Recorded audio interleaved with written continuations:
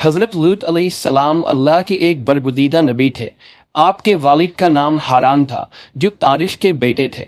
आपकी पैदाइश इराक के कदीम शहर उर में हुई थी। इस शहर में इब्राहीम अलैहिस्सलाम का मस्कन था। दरअसल लूत अलैहिस्सलाम के वालिद हारान हज़रत इब्राहीम के सगे भाई थे, यानी हज़रत लूत अलैहिस्सलाम हज़रत इब्राहीम के भतीजे थे।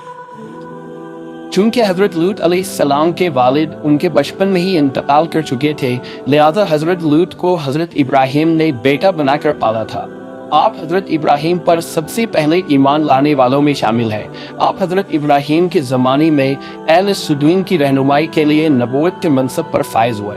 हज़रत लूत के बहुत सारे मुआजिज़ात हैं। आप जिस वक्त बारिश के लिए दुआ करते थे तो आसमान बादलों से भर जाता और खूब बारिश होती थी।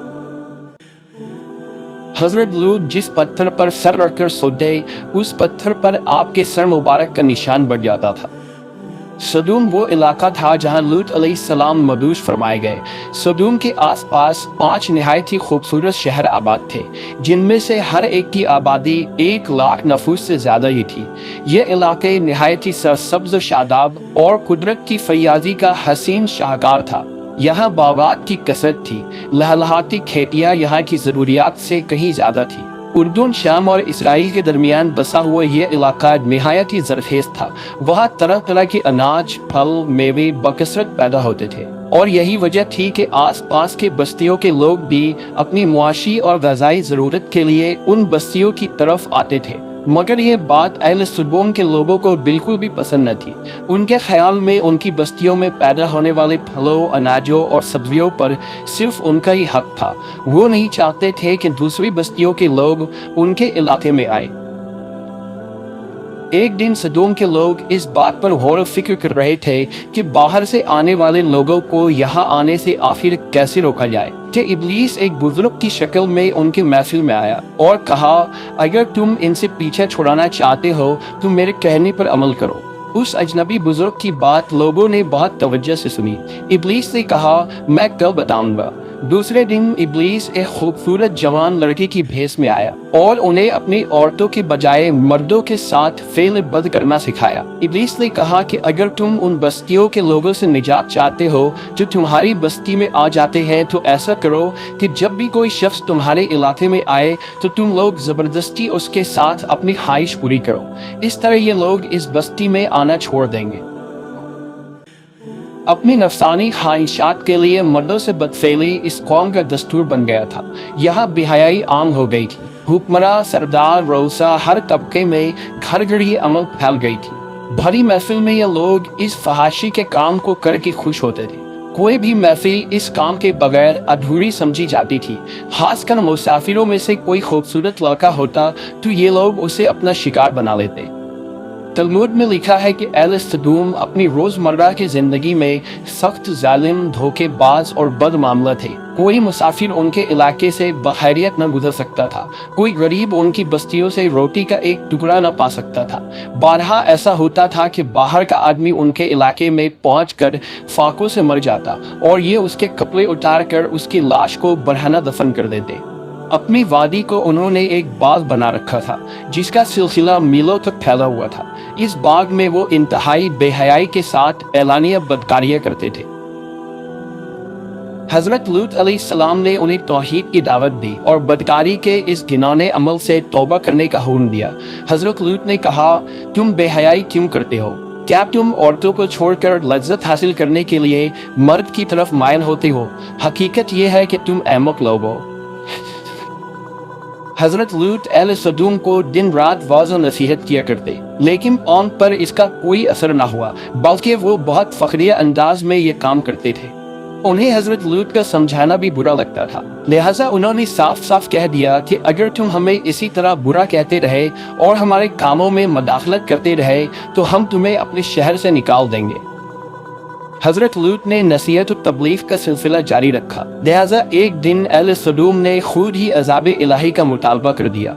अल्लाह ताला ने अब तक उनके इस बदतरीन फहाशी और बदकारी के बावजूद ढील दे रखी थी, लेकिन जब उन्होंने हज़रत लूत से एक दिन कहा कि अगर तुम सच्चे हो तो हम पर अजाब ले आओ, لہٰذا ان پر عذاب الہی کا فیصلہ ہو گیا۔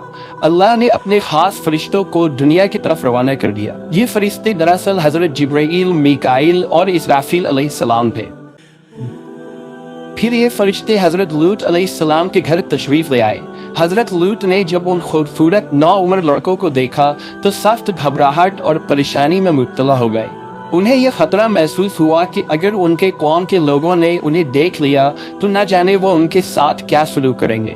حضرت لوط کی بیوی کا نام وائلہ تھا۔ اس نے آپ پر ایمان نہ لایا تھا اور وہ دراصل منافقہ تھی۔ وہ کافروں کے ساتھ تھی، لہذا اس نے جا کر اہل سدوم کو یہ خبر دے دی کہ لوط کے گھر نوجوان لڑکے مہمان ٹھہرے ہوئے ہیں۔ یہ سن کر بستی والے دوڑتے ہوئے حضرت لوط کے گھر پہنچے۔ حضرت لوط نے کہا، اے قوم، یہ جو میری قوم کی لڑکیاں ہیں یہ تمہارے لیے جائز اور پاک ہے۔ اللہ سے ڈرو اور مجھے میرے مہمانوں کے سامنے رسوا نہ کرو۔ کیا تم میں سے کوئی بھی شائستہ آدمی نہیں؟ حضرت لوط کی بات سن کر وہ لوگ بولے، تم بخوبی واقف ہو کہ ہمیں تمہاری بیٹیوں سے کوئی حاجت نہیں، اور جو ہماری اصل چاہت ہے اس سے تم بخوبی واقف ہو۔ قوم لوط کے اس بے شرمانہ جواب سے اندازہ لگایا جا سکتا ہے کہ وہ فعل بد میں کس حد تک مبتلا ہو چکے تھے۔ جب حضرت لوط علیہ السلام کی قوم ان کے گھر کی طرف دوڑتی ہوئی آئی تو حضرت لوط نے گھر کے دروازے بند کر دیے اور ان نوجوانوں کو ایک کمرے میں چھپا دیا۔ اس بدکار لوگوں نے آپ کے گھر کا گھیراؤ کیا ہوا تھا اور ان میں سے کچھ گھر کے دیوار پر بھی چڑھنے کی کوشش کر رہے تھے۔ حضرت لوط اپنے مہمانوں کی عزت کے خیال سے بہت زیادہ گھبرائے ہوئے تھے۔ فرشتے یہ سب منظر دیکھ رہے تھے۔ جب انہوں نے حضرت لوط علیہ السلام کی بے بسی اور پریشانی کا یہ عالم دیکھا تو حقیقت سے پردہ اٹھاتے ہوئے یوں فرمایا، اے لوط، ہم تمہارے رب کے بھیجے ہوئے فرشتے ہیں۔ یہ لوگ ہرگز تم تک نہیں پہنچ سکیں گے۔ ابھی کچھ رات باقی ہے تو اپنے گھر والوں کو لے کر چل دو اور تم میں سے کوئی شخص پیچھے مڑ کر نہ دیکھے۔ اہل سدوم حضرت لوط کے گھر کا دروازہ توڑنے پر بضید تھے، لہذا حضرت جبرائیل علیہ السلام نے گھر سے باہر نکل کر اپنی پر کا ایک کونا انہیں مارا، جس سے ان سب کی آنکھوں کے ڈھیلے باہر نکل آئے اور بصارت زائل ہو گئی۔ یہ خاص عذاب ان لوگوں کو پہنچا جو حضرت لوط کے پاس بد نیتی سے آئے تھے۔ حضرت لوط علیہ السلام حقیقت حال جان کر مطمئن ہو گئے اور اپنے گھر والوں کے ساتھ رات ہی کو نکل کھڑے ہوئے۔ بیوی بھی ان کے ساتھ تھی، لیکن کچھ دور جا کر وہ واپس اپنی قوم کی طرف پلٹ گئی اور قوم کے ساتھ جہنم رسید ہو گئی۔ صبح کا آغاز ہوا تو اللہ کے حکم سے حضرت جبرائیل نے بستی کو اپنے پر سے اکھاڑ دیا اور پھر اپنے بازو پر رکھ کر آسمان پر چڑھ گئے، جہاں تک کہ آسمان والوں نے بستی کے کتے کے بھونکنے اور مرغوں کے بولنے کی آوازیں سنی۔ پھر اس بستی کو زمین پر دے مارا، جس کے بعد ان پر پتھروں کی بارش ہوئی۔ ہر پتھر پر مرنے والوں کا نام لکھا ہوا تھا۔ جب یہ پتھر ان کو لگتے تو سر پاش پاش ہو جاتے۔ صبح سویرے شروع ہونے والا یہ عذاب اشراق تک پوری بستی کو نیست و نابود کر چکا تھا۔ قوم لوط کی ان خوبصورت بستیوں کو اللہ نے ایک انتہائی بدبودار اور سیاہ جھیل میں تبدیل کر دیا، جس کے پانی سے رہتی دنیا تک کوئی فائدہ نہیں اٹھایا جا سکتا۔ سمندر کے اس خاص حصے میں کوئی جاندار، مچھلی، میڈک وغیرہ زندہ نہیں رہ سکتے، اس لیے اسے ڈیڈ سی یعنی بحر مردار کہا جاتا ہے، جو اسرائیل اور اردن کے درمیان واقع ہے۔ ماہرین آثار نے 10 سالوں کی تحقیق و جستجو کے بعد اس تباہ شدہ شہر کو دریافت کیا تھا۔ تحقیقات سے پتہ چلا تھا کہ اس شہر میں زندگی بالکل ختم ہو چکی ہے۔ اس شہر کے راستے اور کھنڈرات کو دیکھ کر آرکیولوجسٹ نے یہ اندازہ لگایا کہ جب یہ شہر تباہ ہوا تو اس وقت لوگ روزمرہ کے معاملات کے کاموں میں مشغول تھے۔